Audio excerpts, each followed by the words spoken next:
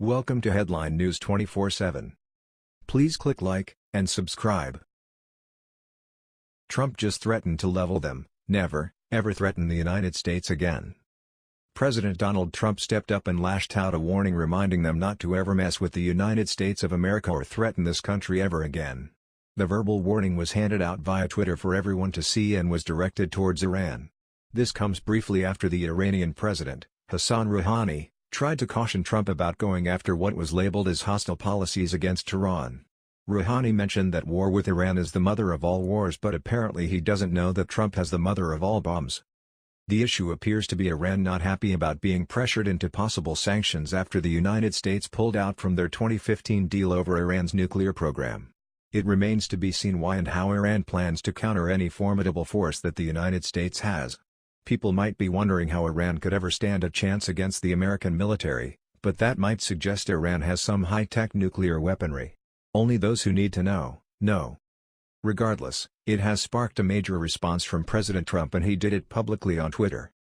Addressing a gathering of Iranian diplomats, Rouhani said, "Mr. Trump, don't play with the lion's tail, this would only lead to regret," the state news agency IRNA reported.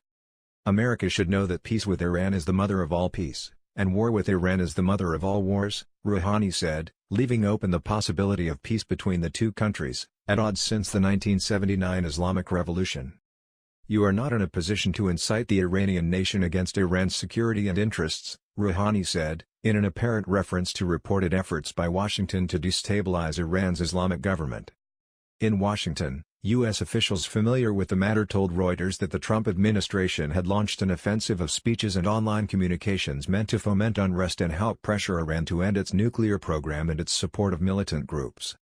Current and former U.S. officials said the campaign painted Iranian leaders in a harsh light, at times using information that is exaggerated or contradicts other official pronouncements, including comments by previous administrations.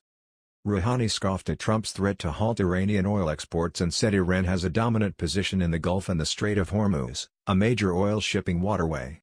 "Anyone who understands the rudiments of politics doesn't say we will stop Iran's oil exports. We have been the guarantor of the regional waterway's security throughout history," Rouhani said, cited by the semi-official ISNA news agency. Iran's supreme leader Ayatollah Ali Khamenei on Saturday backed Rouhani's suggestion that Iran may block Gulf oil exports if its own exports are halted. Rouhani's apparent threat earlier this month to disrupt oil shipments from neighboring countries came in reaction to efforts by Washington to force all countries to stop buying Iranian oil. Oil is a big-time business, and anything that messes with oil for any country usually leads to some sort of harsh negotiating and war talks. All of that is nonsense because at the end of the day the oil tycoons are rich and the customer is paying, which means there's plenty to go around for those in charge. What would the big-time people do without their customers? They wouldn't have anyone to buy the oil, which means any form of going to war is nothing more than a potential loss of revenue for the people who run the oil in our world. Was it daring for someone to lash out at America? Absolutely. Back when Barack Obama was president, that threat might have just been coward too. However, Trump doesn't like being talked to in a threatening way, and he has no problem using social media to voice his opinions. After all, the guy is a major straight SR and says what he thinks and whatever he wants. He's not going to let America be threatened by anyone, and he wants America first. That's part of the reason why millions of people voted for him. Now we wait to see what Iran's response is. Will they strike with words, force, or something else? That was the news.